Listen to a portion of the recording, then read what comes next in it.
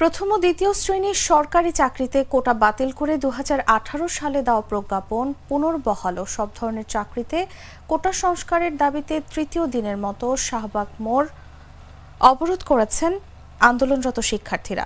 বৃহস্পতিবার দুপুর 12:15টায় শাহবাগ অবরোধ করেন শিক্ষার্থীরা। এর আগে বেলা 11টায় শিক্ষার্থীরা ঢাকা বিশ্ববিদ্যালয় কেন্দ্রীয় গ্রন্থাগারের সামনে জড়ো হন।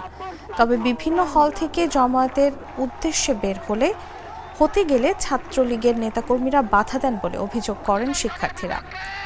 মাস্টারদা সূর্য সেন হলে তালা লাগানোর অভিযোগও করেন তারা। এদিন প্রতিটি হল থেকে মিছিল নিয়ে আন্দোলনকারী শিক্ষার্থীরা গ্রন্থাগারের সামনে সমবেত হন। এরপর সেখান থেকে একটি বিক্ষোভ মিছিল নিয়ে ক্যাম্পাসের বিভিন্ন সড়ক প্রদক্ষিণ করে শাহবাগে যান তারা।